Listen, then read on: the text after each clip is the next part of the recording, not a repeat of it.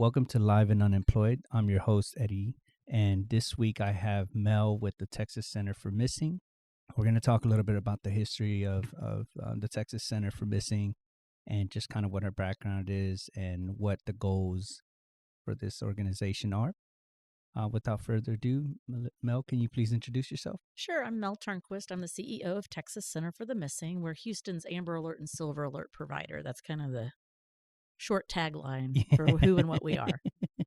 Sounds good. And how long have you been with the Texas Center of Missing? I have been with Texas Center for the Missing for 19 years. It'll be Wow. 20 in July. Okay. And what made you get started with this organization? I was at another nonprofit and I was looking for a new opportunity, and the founding CEO was by herself at that time. We've tripled in size since Wow. then, so we're three people. And she was just looking for a partner to Hmm. help grow the organization and serve the community more. And we hit it off. And when Hmm. you're this tiny, you really need to have a personality mesh really well. And it's been an honor and a privilege to serve the community ever since then. Yeah, so when I started this podcast, it was kind of more like a hobby, Mm-hmm. something that I wanted to do with friends, Mm-hmm. just for fun. Mm-hmm. I decided that I wanted to be as open and as vulnerable as I could be, talking about some of my past. Mm-hmm. And then it kind of quickly turned into people wanting to share their stories, Mm. and just opening up themselves. So then it kind of took a different direction for me. Mm-hmm. And so I decided, I'm growing this platform. Why not do something with it? Mm-hmm. Because it's grown pretty fast since I started it. Awesome. Yeah, there's people listening to it like in other countries and around the world. So That's it's crazy. amazing. Yeah. And so I decided, let me use this platform to reach out to some of the organizations in the city and in the state to help bring coverage to these Mm-hmm. things that happen. And so that's why I reached out to you guys. Is one of the first ones that I saw. I was like, yeah, this would be great because I can't imagine working in a world where these kinds of things are the daily occurrence. Yeah, and it's really a growing issue. Both, so many people think of missing persons as missing children, and of course, that is the primary largest population. Hmm. But we still have in our 14 county region over 4,000 endangered adults and missing adults every each year. And so, especially as our boomers are aging, there's a lot of us who are in that sandwich generation where we're raising our children, our parents are aging, and we really have to look at the issue from both directions. Hmm. You may not be a caregiver for an aging parent, but if they're diagnosed with dementia or Alzheimer's or any form of intellectual cognitive impairment, there are processes you need to have in place to protect your loved one and to know what you can do so that you're not in crisis mode should the Hmm. worst happen. Yeah, and that was one of the points that I wanted to talk to you about is, Mhm. what can people do in those situations to not just help, limit that happening, but also like if something like that were to Mhm. happen to you, if it's one of your children, if it's one of your loved ones, Mhm. what are some things that people can do when that happens? Sure. So the most important thing is if you have anyone who's in an at-risk category, let's say they're on the autistic spectrum, or if they have dementia or Alzheimer's, it's important to have those diagnoses printed and have a preparation kit in Hmm. case those individuals wander.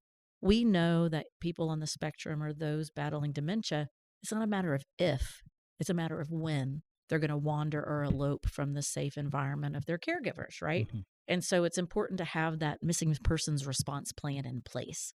So you know, where do they tend to go? Are they attracted to bodies of water? Is there a particular park that they're attracted to? And to just have those places in just a simple list. Yes. And then an identification kit. We distribute those. You can download them digitally from our website at centerforthemissing.org. Hmm. And you just fill out that basic information, maintain a good up to date headshot, Hmm. because that's what's going to help bring them Yeah. home quickly. A lot of people are excited about DNA and fingerprints. That's only going to be helpful if remains are found, which is also a way to find resolution for a case. But what our goal is to bring everyone home safely. Yes. And Yes. the simplest thing, a good up to date headshot. If you have a child, their school photo that they take Hmm. every year Hmm. that's maybe on their their school ID. Sure. For an aging individual, it can be what's on their driver's license. We do let people know, especially if someone is battling dementia, that you update those photos every 6 months Hmm. because as the disease progresses, the physical appearance can dramatically change. Wow. And so that's one of those pieces of data that we share with families as well. If you have a child under the age of 5, update those photos every 6 months because Hmm. they change so rapidly. And if you have someone battling dementia, also update those photos every Great. 6 Thank months. you. Thank you. Yeah. And Mm-hmm. it's interesting you say that because my daughter was just recently diagnosed with Mm-hmm. autism. Mm-hmm. So these are some things that are all brand new to Mm-hmm. us, as our parents. And, I think it's probably every person's worst nightmare for something like that to happen. Mm-hmm. When I read cases or articles about these things happening, I just can't imagine, and Mm-hmm. it's sad that people have to go through that. And so if somebody goes Mm-hmm. missing, do this police department contact you, or does the family contact you? So it can come from any direction. The number one piece of information I want to share with the community is there is no 24-hour waiting period to report a missing person, Okay. despite what popular television Yes. shows Yes. tell us. That is my number one goal, is to debunk that myth. As soon as someone you love is not where they're supposed to be and you are truly concerned for their safety, you are able to report them missing to law enforcement. Hmm. Once you report them to law enforcement, you can contact us, because what happens is the investigation starts and families sometimes think nothing's happening because they're not being contacted. Well, investigators are focused on the investigation. Hmm. We are here as a nonprofit to support the families in doing other things that they can do. Okay. For instance, a big mistake families often make is they're in such a state of panic, they create a flyer and put their personal information on there. That's a big mistake for two reasons. Number one, if an anonymous tip comes in, they may call one time and never again. Law Mm. enforcement knows how to extract those tips Gotcha. Gotcha. in ways that we as civilians don't necessarily know. Hmm. And the second reason to not put your personal information on there is there are bad guys out there that as soon as they see that you're in a state of panic, they will contact you within 30 minutes to seek a ransom, and they don't have anything to do with your missing loved one. Wow. And so, as gross as it is that you have Hmm. to worry about that, Yeah. my two pieces I really want families to know is there's no 24-hour waiting period, and don't put your personal information on there. If you feel like you don't have time to report it to law enforcement, there's different ways to kind of spam or spoof a phone number so they don't have your personal number. You Hmm. know what I'm saying? Yeah. Most Get of us like a can figure separate that number with that. Yeah. exactly. At least do that. But you really want to get that individual into a case management system through law enforcement, because that will prompt all the other resources that are available to you. So once you report it to law enforcement, you contact Texas Center for the Missing. Our primary service area is the greater Houston area. It's the 14 counties of Hmm. Harris and the surroundings. So Yes. it's Houston, Galveston, Southeast Texas. But we'll help anyone who gives us a call. Most of our resources that we're familiar with in our networks are here in greater Houston. All that being said, once you reach out to us, we can then help guide you through, okay, have you posted the missing loved one on social media? We touch base again at 30, 60, and 90 days. God forbid that they've been gone that Sure. long. Sure. And then we can also help guide them through, okay, do they have a national missing and unidentified system database? That is the one national database that every missing person can be entered into. Let's make sure that that record is accurate, up to date, and has been activated and approved by law enforcement. Once that happens, you can get a DNA swab that can be connected to that record, Hmm. right? Hmm. And then there's just other things that keep going down the path. The longer they're missing, we can then start connecting them to other resources. Gotcha. Gotcha. Yeah, Mm-hmm. that's really interesting. So it seems like there's a lot of things that people don't think about that you should do immediately Mm-hmm. once something happens, Mm-hmm. instead of just kind of calling the police and then just letting it Mm-hmm. unravel, I guess, that Right. way. So there's a lot of important information that you're saying that Mm-hmm. I hadn't even thought about. So I really appreciate you sharing that. How can people get involved or support TCM?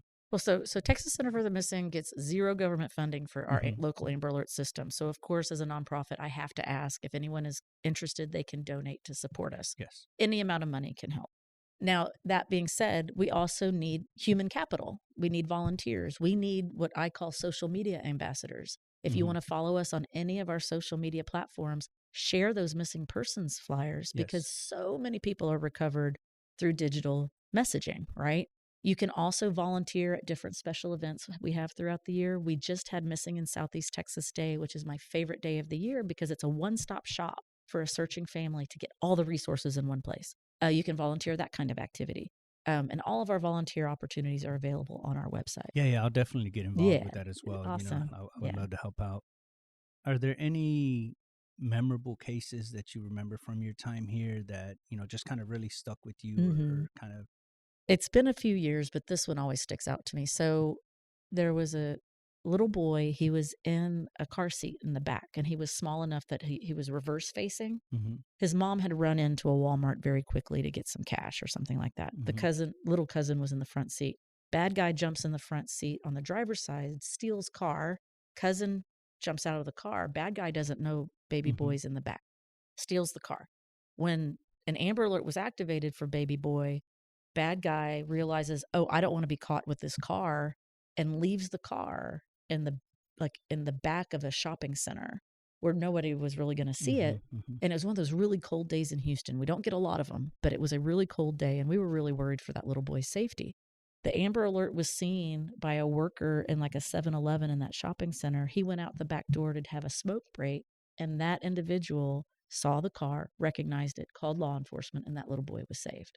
So it's just all of us really paying attention and listening, Mhm. because the Amber Alert has a 96% success rate here in Houston.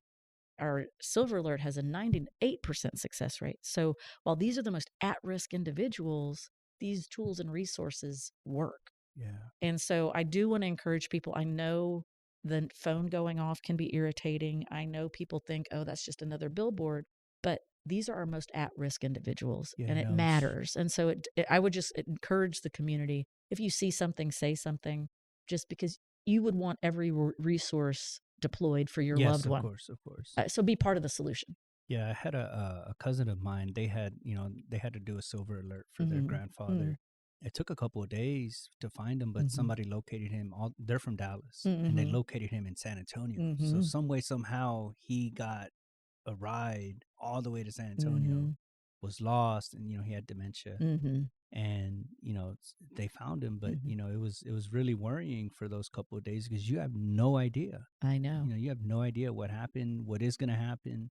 Is he coming back? Is he okay? And Mm-hmm. you know that these at-risk individuals, they can't take care of themselves. Mm-hmm.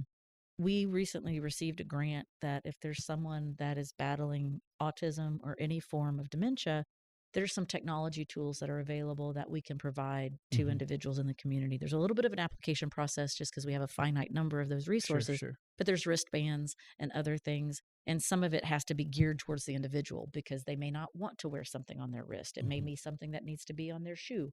It just depends on what that individual's habits are and what they're comfortable with that will Hmm. actually be helpful to recover them. Gotcha. And so, what are some of those programs and resources like that, like those tools that are Hmm. available to people once they get involved with the Texas Center for the Missing? Sure. I mean, like I said, you can request some of these technology tools. Like if I don't know where your daughter is on the spectrum, but if there's somebody that will wander from your home, there's door locks, there's window locks, there's if someone is battling dementia, there's different kind of decoy activities you can do where you can Mm. put almost like a decal on your front door that makes it look like a window, not an exit. Oh, okay. Just different tricks Yeah. like that.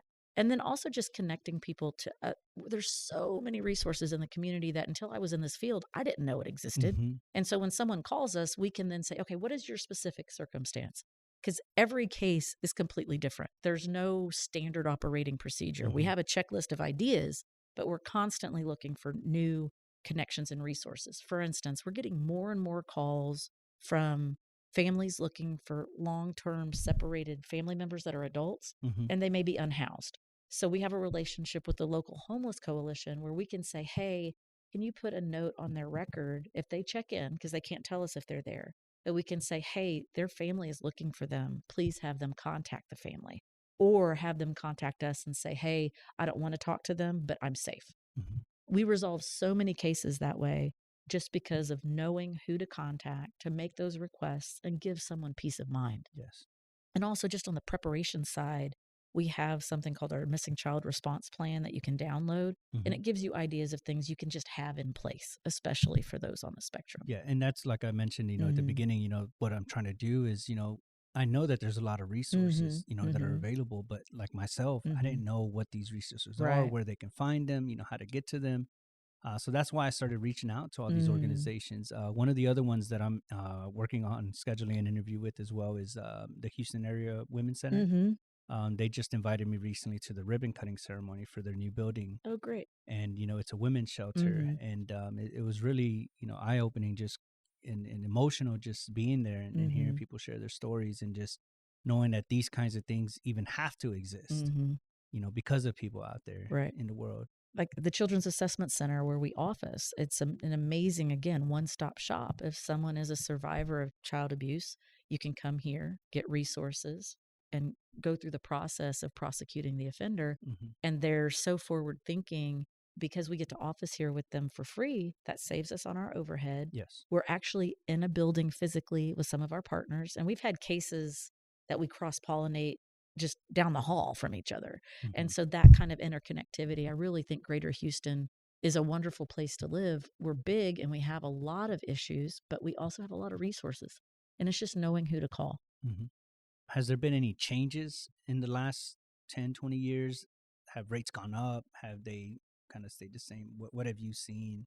Our numbers have been hovering around between 10 and 13,000 missing persons in our region the whole time I've been here. I can send you Yeah, some yeah, yeah. statistics so you Yes, can see please. the trajectory.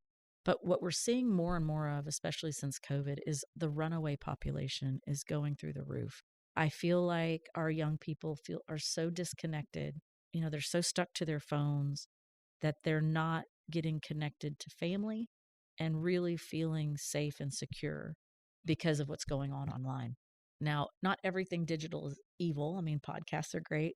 Social media is a great tool that we use to help reunite families, but it's so important that parents are aware of who their kids are communicating with and to be aware of it's not some boogeyman sitting in a basement anymore. A Hmm. lot of these, I'm going to say young women just because it's trending that way for human trafficking, but a lot of runaways, people think, oh, well, that's just a runaway. Well, they've been lured away by Hmm. their peer to a John who's now trafficking them. And now this child is in a situation they didn't sign on for. And no one looks to go into prostitution. Hmm. So it's a cycle that I think all of us as parents and caring community members, if you see an inappropriate age difference between an adult and a young person, there's nothing wrong with noting it. You Hmm. can call a non emergency call and say, there's something here. It doesn't look right. Can someone come out and check it out? If it's something in your neighborhood, there something can be. There's a wellness check you can request. I Hmm. think there's something going on in the apartment next to me, in the house next to me, the townhouse next to me. I'm concerned, and can you check it out? Yeah. And we just need to come together as a community. And then once a child has run away once, there's so much recidivism. Hmm. It's like they think of that as a solution. Yes. And so there's a really important piece of it is if you have the resources, find a way for intervention. Hmm. Once your child has left your home, they're looking for something. And what is it they're looking for? And try to identify that mysterious piece. I'm not blaming the parents. I'm just saying that child is looking for something. And you got to identify what it is, or they're Hmm. going to keep leaving. Does the Texas Center for the Missing, do they connect families with any kind of like therapy? We can make referrals. We Hmm. can't provide it Sure. by ourselves, but we do have a referral information and referral list and casework resources for families once they do bring that child home. What if you are a victim of kidnapping or Mm-hmm. going missing, and somebody's like, what are some things that you can do as a victim, Mm-hmm. or what are some things that you can do so that you don't become a victim? Sure. I'm going to answer the first piece, just because Hmm. I do think it's important that the community know it. A lot of survivors of human trafficking or any sort of child sexual abuse, if there are images out there, that's what haunts them the most. They Hmm. can get therapy. You're never going to get over it, if you will, but you can move forward. But a lot of these survivors, they are haunted by the fact that these images are still out there. Hmm. So folks can go to takeitdown.nicmic.org, and that is a process by which you can request those images be removed. And there's several different platforms that participate in that program through NCMEC. And it's an encoded process. So it's not like your image is being shared again. Oh, okay. It's And you're like picking encrypted. from, It's yeah. encrypted. And I'll list that in the show notes as well, so people Yeah, can access it. and it's important, and I'll send the link to you because if you go to takeitdown.org, it's like a poker site, but it needs to be Yeah. takeitdown.nicmic.org, Yeah. and Send me NCMEC the is link. the National I'll make Center, sure to add it yeah, in the show is notes. National Center for Missing and Exploited Children. So that's something so that you can empower yourself and you feel like you're taking control of a time that you were out of control. Hmm. As far as protecting yourself, I think it's important. Our kiddos don't understand Number one, their prefrontal cortex isn't fully formed. Mhm. As a teenager, it's our job to make mistakes, but it should not be a consequence that you're forever changed Mhm. through assault or something traumatizing, right? So we just want to make sure that kids know, number one, we can't as adults be policing them all the time. Kids need to be leaders in their own communities and Mhm. say, you know what, I love you, my friend, but you're making bad choices. What can we do to help you not make that choice? You don't need to go meet some guy Sure. that you don't know from school. You don't need to go with this other friend to do something that you're not ready to cash that chip, Mhm. whatever that chip is. Yes. And so a lot of the research that the National Center for Missing and Exploited Children has done is that we as adults talking to kids saying don't do this, do that doesn't work. What does work is talking to young people and say, look, you are smart and you have the power to make good choices and can have the power as a friend to help your friends make good choices. If you see them going down the wrong path, reporting is not gossiping. Mhm. Reporting is not tattling. Gotcha. When you protect your friends, you're not only saving them, but potentially whatever is going to trickle down from them going down that path if a trafficker is trying to lure them away Yeah, yeah, over it's the interesting internet. you say that, because yeah, you could imagine, kids being like, "Well, I don't want to, put this person out," and Mhm. and then just not realize, the severity of the situation. I think that's a big problem that's going Mhm. on, that has been going on for a while. Is you mentioned, kids being, in their tablets or on their phones. Mhm. With my daughter, and I think it's because of her being on the spectrum that Mhm. she's on her tablet, but she does like repetitive things on her Mhm. tablet. Yeah. But then I also think, and she likes watching videos, Mhm. and we've like disabled comments, disabled messaging, and things like that. Mhm. But it's like, as she gets older, like, what about that 1 second that we're not looking, Mhm. and somebody, reaches out? Yeah. What are some things that parents can do to avoid or to mediate some of those situations where somebody's trying to groom your child? Mhm. All of this is about having ongoing conversations. It's not a as opportunities arise, you utilize that opportunity Mm-hmm. and you make it a conversation. Like I'll periodically pop in. I'm like, "Hey, buddy, what are you?" Like I have a 15-year-old and a 12-year-old, and I'll just say, "Hey, what are you on right now? Who are you talking to? Show me what you're looking at." And ask, do you ever feel uncomfortable with what people are sharing or showing? And, Mm-hmm. they'll know, "Oh, the filters are in place. I feel okay." And just having it be a dialogue Yeah, yeah. in the same way that, and it can always be age appropriate and developmentally appropriate. For instance, every time we go swimsuit shopping with my kids, I just remind them anything covered by your swimsuit, no one should be seeing a picture of that. And Mm-hmm. they just roll their eyes. And it's just part of the conversation. It's not Sure, something scary sure, because sure. it's been happening since they couldn't talk. Same thing with digital safety is just reminding them, hey, if there's a pop up on your screen, whatever screen it is, not to share your email, your phone number, your handle, whatever. You know that, right? Yes, mom.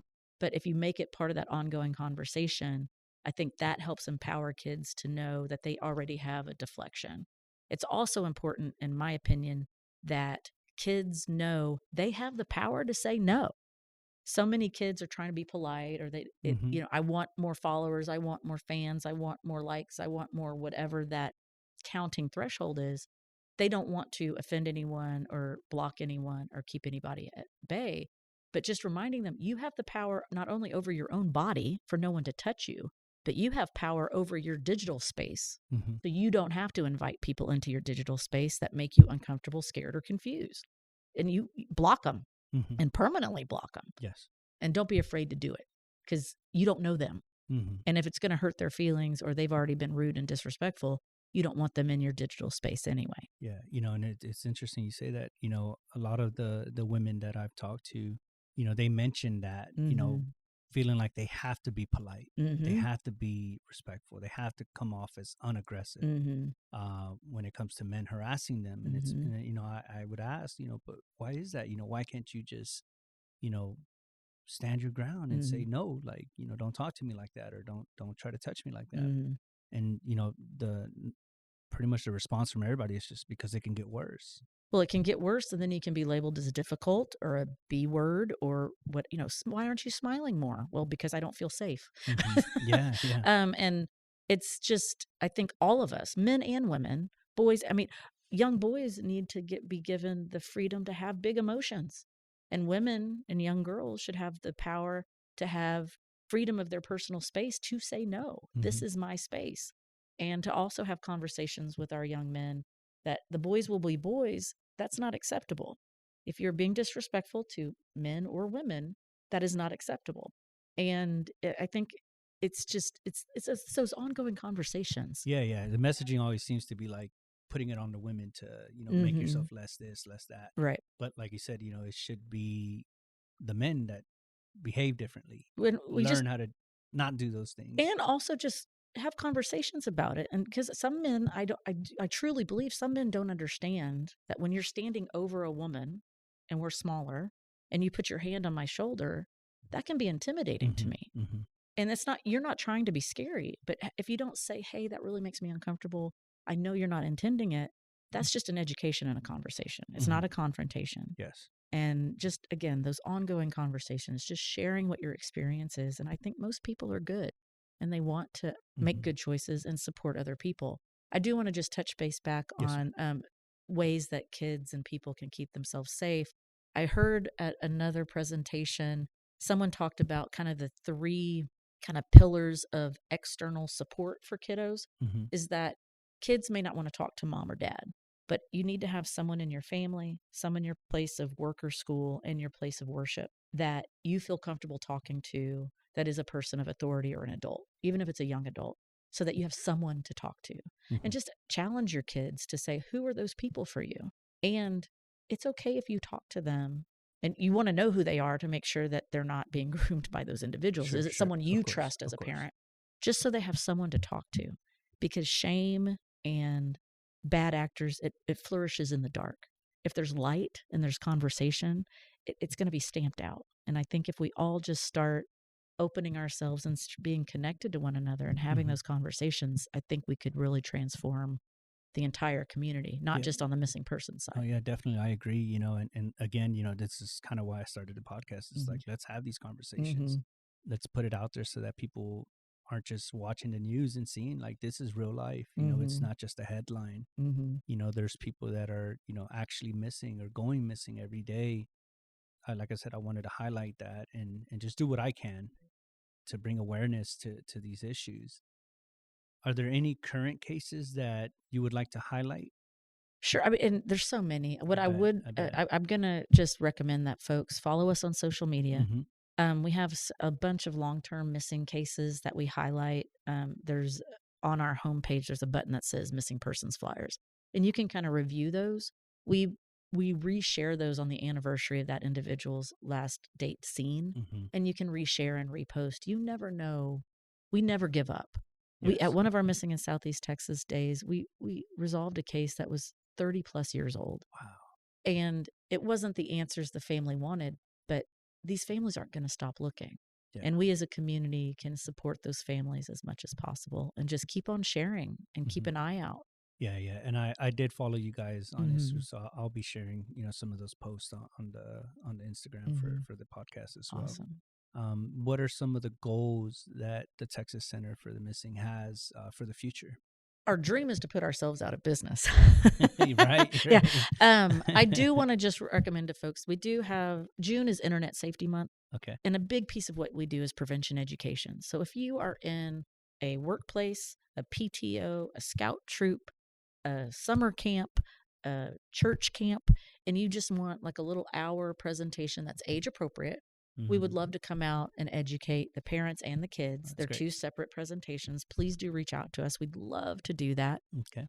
I had thought of one other thing and I lost it, but again, just follow us, do what you can to keep your loved ones safe, and reach out to us if you need anything regarding a missing person. Oh, I know what it was. Sorry, this one last No, tip I okay. just want to point out. The phrase stranger danger, that's another one of those things I Yeah. want to get rid of, because most missing persons, it's not a true stranger anyway.